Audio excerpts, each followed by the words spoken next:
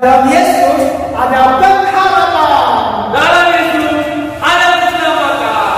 Dalam Yesus ada sukacita. Adik-adik tahun minggu yang ada di rumah, kita mempersiapkan hati kita untuk mulai ibadah kita pada pagi hari ini. Kita bersama-sama menyanyikan pujian kita Bapa Engkau Sungguh Baik.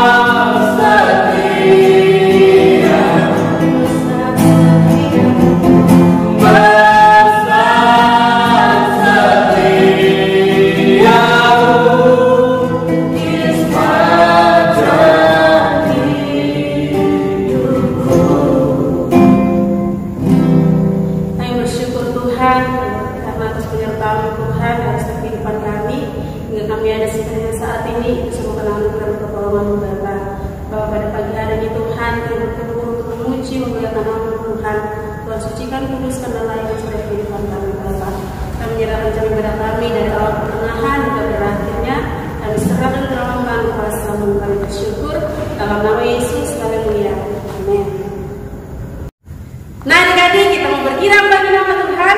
Kita sama-sama nyanyikan pujian kita. Sungguhlah hidupku telah ditebus.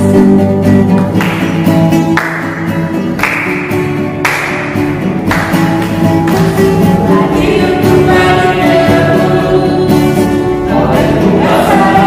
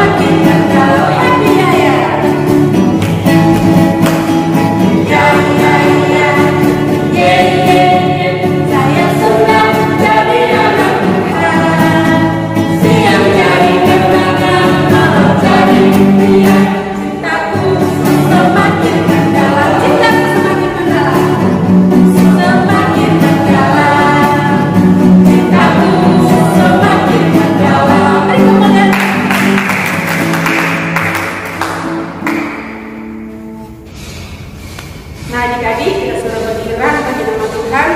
Kita mau siapkan hati kita untuk mendengarkan firman Tuhan. Kita bersama-sama dengan pujian kita seperti yang tadi.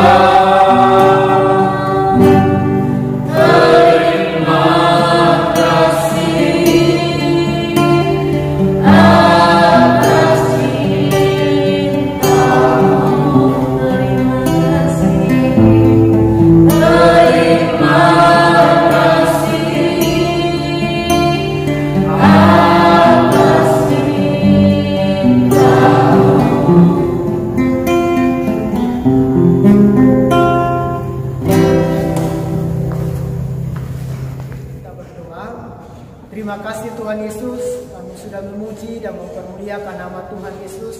Dan saatnya kami mau mendengarkan kebenaran firman Tuhan. Tuhan Yesus pimpin kami, menolong kami. Biarlah firman Tuhan yang kami dengar pagi hari ini Tuhan menjadi kekuatan dan harapan bagi kami.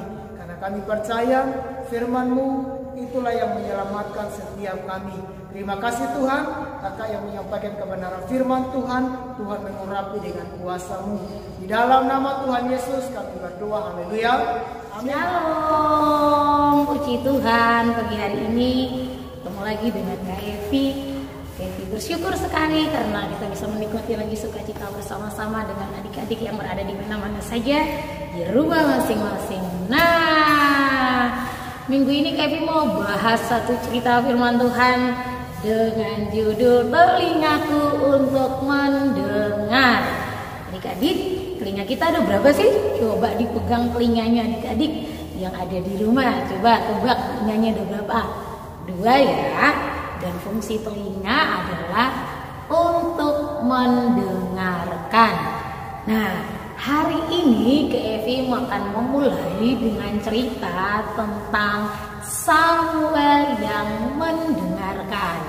Nah, adik-adik, di dalam kisah 1 Samuel ada seorang ibu yang namanya Ibu Hana. Satu kali Ibu Hana itu datang ke bait Allah. Kalau zaman itu, zaman sekarang namanya datang ke gereja. Lalu Ibu Hana itu duduk dan berdoa sambil nangis-nangis. Tapi suaranya Ibu Hana itu nggak keluar, cuman air matanya dan mulutnya yang komat kamit. Terus aja Ibu Hana nangis dengan sedihnya. Lalu datanglah seorang imam. Waktu itu imamnya namanya Imam Eli. Waktu Imam Eli datang, Imam Eli lihat dari jauh. Imam Eli pikir seperti ini, wanita ini lagi ngapain ya? Ibu Hana ini mabuk tak? Masa pagi-pagi udah mabuk? Orang berdoa di bait Allah kok dia mabuk di bait Allah? Jadi Imam Eli ini datang, rencananya Imam Eli ini mau memarahi Ibu Hana. Kenapa Ibu Hana datang ke bait Allah lalu mabuk-mabuk? Waktu Imam Eli datang dan menegur Ibu Hana cerita, bukan, aku nggak mabuk Bapak Imam, karena hatiku itu sangat sedih sekali. Makanya aku berdoa sambil menangis. Wah, Imam Eli kaget. Ternyata Ibu Hana bukan mabuk, tapi Ibu Hana sedang sedih, makanya berdoa sambil nangis tapi tanpa bersuara. Lalu Imam Eli bilang sama Ibu Hana, pergilah, apa yang kamu doakan akan dijawab sama Tuhan. Wah, 1 tahun kemudian Ibu Hana balik lagi ke bait Allah yang ada di Yerusalem itu. Tapi kali ini Ibu Hana datang dengan membawa seorang anak kecil. Wah, Imam Eli lihat dari jauh, ada seorang ibu datang ke sini. Lalu Imam Eli tanya, ada apa Bu? Ibu Hana bilang, saya Ibu Hana yang waktu itu menangis di tempat ini, yang dikira Pak Imam Eli kalau saya ini sedang mabuk sama anggur. Tapi untuk mendapatkan anak inilah saya menangis di hadapan Tuhan. Dan Tuhan sudah memberikannya kepada saya. Dan saya berjanji kalau saya mendapat seorang anak akan saya berikan kepada Tuhan. Atau seumur hidupnya anak ini akan melayani Tuhan. Wah, Imam Eli senang juga kaget. Anak itu namanya Samuel. Namanya siapa adik-adik? Samuel. Wah, kalau adik-adik yang punya nama Samuel, kamu keren karena namamu sama dengan nama Samuel yang ada di Alkitab. Lalu sampailah di Kisah Samuel pasal 3 ayat 1 sampai dengan ayatnya yang ke-21. Di dalam kisah ini Samuel yang kecil itu tinggal bersama Imam Eli di bait Allah. Nah, Samuel itu suka sekali tidur di dalam bait Allah. Satu kali waktu Samuel sedang tertidur, tiba-tiba Samuel mendengar sebuah suara memanggil dia. Samuel, Samuel. Samuel pikir itu adalah suara Imam Eli. Dengan semangat Samuel berlari ke tempatnya Imam Eli lalu bertanya, "Ya Bapak, apakah Bapak memanggil aku?" Imam Eli yang tertidur itu bangun. Lalu Imam Eli bilang, "Aku nggak memanggilmu anakku, pergilah tidur lagi." Lalu Samuel kembali ke kamarnya dan dia tertidur lagi. Waktu Samuel tertidur lagi, tiba-tiba Samuel mendengar suara lagi, "Samuel, Samuel." Samuel kaget lagi, bangun. Samuel lari lagi ke tempatnya Bapak Imam Eli. Lalu Samuel tanya, "Ya Bapak, apakah Bapak memanggilku?" Lalu Imam Eli bangun lagi. "Aku nggak memanggilmu anakku, pergilah tidur lagi." Lalu Samuel bingung, sepertinya itu suara Bapak deh. Lalu dia kembali, dia tidur lagi. Waktu semuanya sedang tidur lagi, tiba-tiba suara yang sama memanggil Samuel untuk ketiga kalinya. "Samuel, Samuel." Samuel bangun, dia lari lagi ke bapaknya atau ke Imam Eli. Lalu Samuel bertanya, "Ya Bapak, apakah Bapak memanggilku?" Lalu Imam Eli kaget. Imam Eli bilang sama Samuel, "Nanti kalau suara itu memanggil kamu lagi, katakanlah, 'Ya Tuhan, aku mendengar, berbicaralah.'" "Oke," kata Samuel. Lalu Samuel kembali ke kamarnya dan Samuel tertidur. Waktu Samuel tidur, tiba-tiba suara itu memanggil lagi, Samuel, Samuel. Samuel kaget. Anak-anak, ini bukan suara setan ya, tapi yang memanggil Samuel ternyata adalah Tuhan. Tuhan panggil lagi Samuel sekali lagi, Samuel, Samuel. Lalu Samuel bangun, Samuel lakukan seperti kata Bapak Imam Eli tadi. Ya Tuhan, berbicaralah, aku mendengarkan. Lalu Tuhan berbicara kepada Samuel. Nah, kisahnya seru ya adik-adik. Waktu Samuel tertidur, lalu Samuel mendengar Tuhan memanggil Samuel, dan Tuhan berbicara dengan Samuel. Nah, dari kisah Samuel si kecil yang mendengar suara Tuhan ini, Evi juga mau kita belajar bersama-sama. Kalau telinga kita ini punya fungsi yaitu mendengarkan. Apa saja sih yang harus kita dengar dengan telinga kita? Yang pertama, dengan telingamu dengarkanlah suara Tuhan atau apa yang Tuhan mau dalam hidup kita.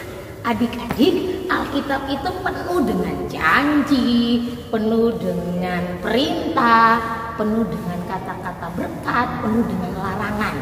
Yang Tuhan mau adalah kita membaca Alkitab, merenungkan firman Tuhan, dan mendengar apa yang Tuhan mau, lalu melakukan firman Tuhan. Jadi ketika adik-adik tahu itu ada perintah dari Tuhan, apa yang harus kita lakukan?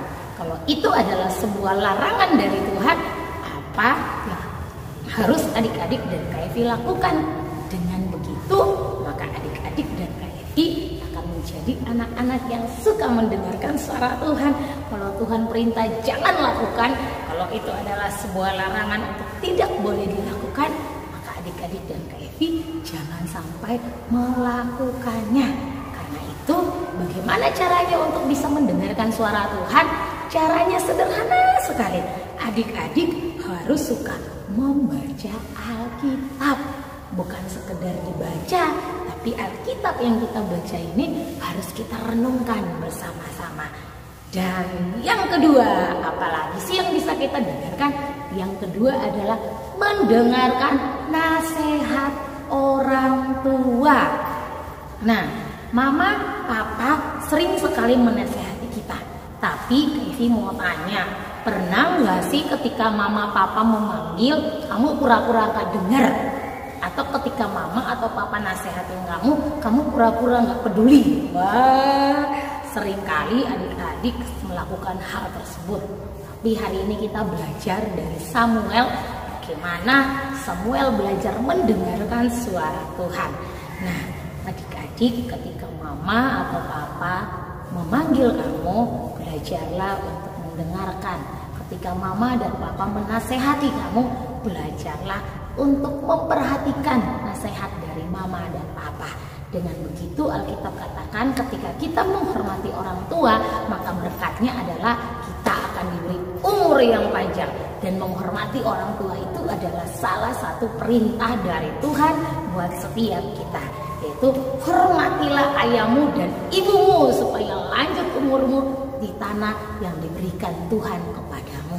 Ketika kita belajar menghormati orang tua, di situ ada banyak berkat yang Tuhan sediakan bagi setiap kita. Yang ketiga, mendengarkan hal-hal yang baik dari sekelilingmu. Jangan mendengarkan kata-kata negatif dari orang lain tentang dirimu. Seringkali ada banyak sekali orang di sekitar kita yang menggunakan perkataan mereka dengan kata-kata yang negatif.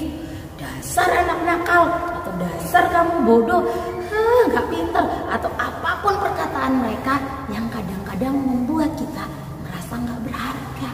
Nah, perkataan-perkataan seperti itu jangan didengarkan.